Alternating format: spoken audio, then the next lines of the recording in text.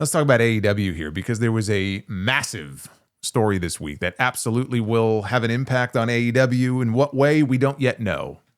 Who could have seen this coming? A bombshell in the war for Warner Brothers Discovery, the media rights partner and minority owner in AEW, which looked like it was about to be acquired by Netflix, to the point where Netflix even put out a press announcement some time ago announcing the acquisition. And how many rejections that we've seen of Paramount Skydance offers. I lost count at how many times they were rejected. But that all changed this week when Paramount raised its offer to $31 per share for the entire company. And the WBD board of directors deemed it a superior proposal. And that then gave Netflix, I want to say 4 business days, I believe it was, to submit a new bid. But instead, Netflix pulled a major swerve and they just dropped out of the bidding altogether. And they walked away from a deal that seemed all but certain, pending regulatory approval, of course. It still had to be approved. But they didn't even put up a fight. They didn't even try. They just got up from the table. They said, thank you very much. And they walked away. And in doing so, they now collect a cool $2.8 billion breakup fee for the deal falling through. In fact, Paramount has already paid the breakup fee. It's already been paid to Netflix, or maybe they paid it to WBD and then WBD paid it to Netflix, however it works. But it's like, boy, was that quick. They had that money ready to go right out the door, didn't they? Think about that. Netflix just made almost $3 billion off the Ellison family for losing. If I was the conspiracy theorist type, I might suggest that that was their strategy all along. If it was, hat tip to them. But Netflix stock was also up nearly 12% in trading on Friday. Wall Street appears to be very happy that they walked away from this mess. It was shocking to me, if only because Netflix walked away. I did not see coming. And apparently Paramount and Warner Brothers, they were equally as shocked that Netflix walked. But this deal is going to have ripple effects across the entire entertainment industry. Media, news, entertainment, all of it. The Ellison family, they badly want control of CNN. Had Netflix acquired Warner Brothers Discovery, they were only acquiring the movie studio and HBO and HBO Max. They were not bidding for all of the other cable stations, including CNN. It's entirely possible that Paramount would have acquired that later on anyway.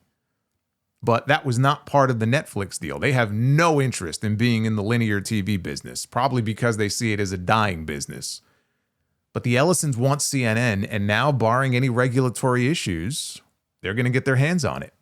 And it is just amazing to me that they are spending all of this money in some part. I'm not saying it's the main reason they're spending over $100 billion, but they are spending this money in part to get their hands on a news network that has been dying for years. Since 2017, CNN has lost nearly half of its audience, up to 45% of its audience gone. They routinely rank dead last among the major news networks. They even dropped behind the Food Network at one point. They'll end up turning it into Fox News Lite, which I don't really understand. If people want to watch Fox News, they'll watch Fox News. What the fuck are they going to watch CNN for? But the belief is that they wanted CNN as soon as possible, likely before the midterm elections later this year. Even if the deal eventually closes, they're not going to have CNN in time for the midterms. And they won't have much time to overhaul things, even if they do. So I don't really see what difference that's going to make in the short term. In a joint statement, Netflix co-CEOs Ted Sarandos and Greg Peters said this on Thursday. The transaction that we negotiated would have created shareholder value with a clear path to regulatory approval. However, we've always been disciplined and at the price required to match Paramount Skydance's latest offer. The deal is no longer financially attractive, so we are declining to match the Paramount Skydance bid. Warner Brothers is a world-class organization, and we want to thank David Zaslav, Gunnar Wiedenfels, Bruce Campbell, huh? I always laugh when I see that. Brad Singer, and the WBD board for running a fair and rigorous process. We believe that we would have been strong stewards of Warner Brothers' iconic brands, and that our deal would have strengthened the entertainment industry and preserved and created more production jobs in the U.S. But this transaction was always a nice to have at the right price, not a must have at any price. This is all terrible for so many reasons. Not that the Netflix deal would have been great either. Again, I've said before, I don't like how any of these companies just keep getting bigger and bigger and fatter and fatter. But Netflix did not have its own studio and theatrical releases like Warner Brothers does and like Paramount does. Which means, you're combining the two studios here. It means lots of redundancy in jobs. There's going to be a lot of job losses coming out of this, especially when you consider the massive amount of debt that Paramount is carrying. Lots of unemployed people on a scale much greater than anything that would have been seen with the Netflix deal. And that's to say nothing, of course, on the effect it could have on the movie industry. I mean, this comes from The Hollywood Reporter. If anyone thought theater owners would lay down their arms and stop fighting if Netflix did not prevail in its bid to buy Warner Brothers, think again. Just as concerning, if not more so, is the danger of what happens if David Ellison succeeds in owning two Hollywood legacy studios and merges Paramount with Warner Brothers. That's why no one at Cinema United, the leading trade group for exhibitors, was hardly jumping for joy on Thursday when Netflix walked away from its mega deal. And while exhibitors did not necessarily trust Ted Sarandos when he pledged that Netflix would give Warner Brothers movies a 45-day exclusive run in theaters, as from day one at Netflix he's refused to abide by theatrical windows, they find it hard to fathom that Warner and Paramount will be able to release a combined 30 films a year. Further, they believe the merger would vest one studio with far too much power. Cinema United, formerly the National Association of Theater Owners, is sure to use the topic of consolidation as a calling card when trying to stop the nuptials during visits to Capitol Hill, the Department of Justice, and various state attorneys general. A combination of Paramount and Warner Brothers would consolidate as much as 40% of each year's domestic box office in the hands of a single dominant studio and could diminish the overall number of releases. In 2016, Disney and 20th Century Fox released 26 new titles in more than 2,000 domestic theaters each. Disney absorbed 20th Century Fox about 7 or 8 years ago. Last year, the combined total was 14. They went from 26 new titles to 14, a 46% decline. The impact of this drop on domestic box office is that 20th Century Fox, or whatever they're calling themselves now, I don't even think Fox is part of the name anymore, is estimated to have grossed $900 million less in 2025 than in 2016, a drop of 63%. So you can see why those in Hollywood would not be fond of this deal, although there is an argument to be made that by allowing that Disney acquisition of 21st Century Fox, that it makes it easier for a deal like this to go through, because how can you let two bigger companies merge and then turn around and tell two smaller ones that they can't? I don't think any of this should be allowed, but it's hard not to argue that the precedent for it hasn't already been set. But Paramount is spending $110 billion to acquire WBD, and according to leaked audio from a WBD town hall with employees on Friday morning, they have already signed the agreement with Paramount. $110 billion. And think about this. Paramount itself has a market value of around $15 billion. With nearly that much in debt that they have been carrying around, now they're spending $110 billion for all of this. And once everything is combined, the new company will be carrying over $90 billion in debt. It's insane. If there's one credit card bill that I have each month, and I pay it off every single month. And if I let it linger for too long, I feel guilty.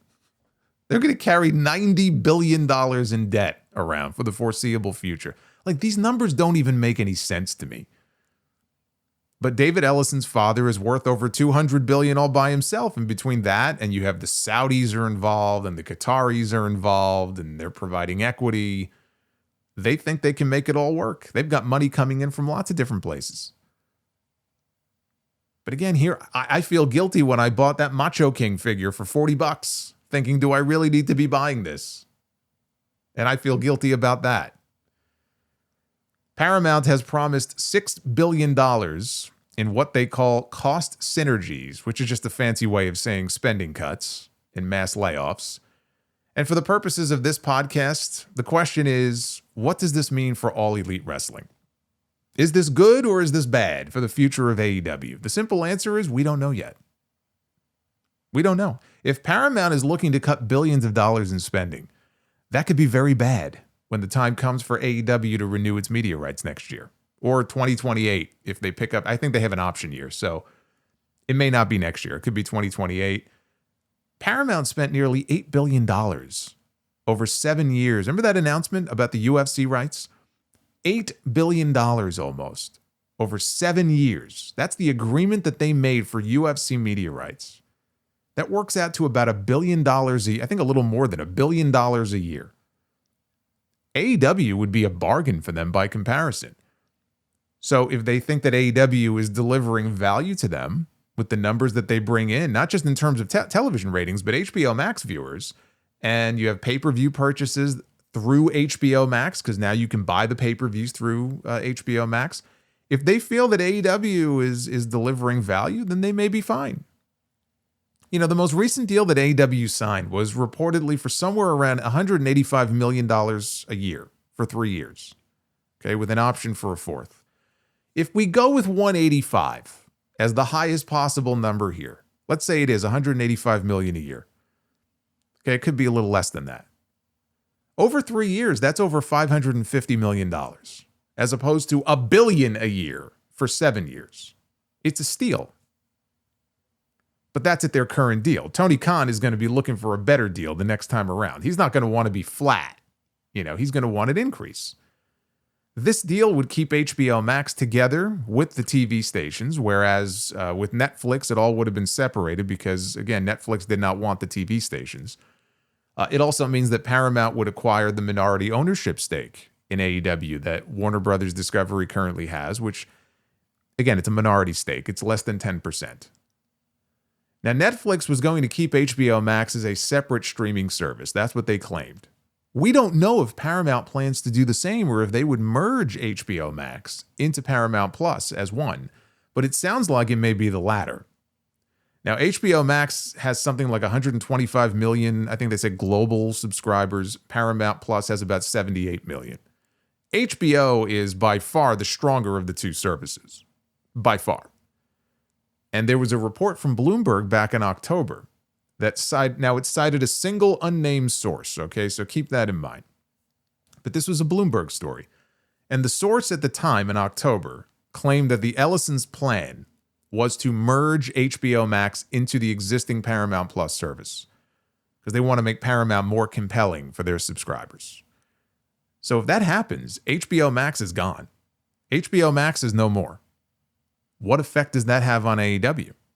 Right, which not only simulcast its television shows on HBO Max, that's where I watch Dynamite every week. I watch it in the HBO Max app. So not only do they simulcast their shows on there, but they offer their pay-per-views through there as well. And HBO Max is only first launching, I think, later this month in the UK and in Ireland. Right? They're not going to be very happy if it gets merged into Paramount.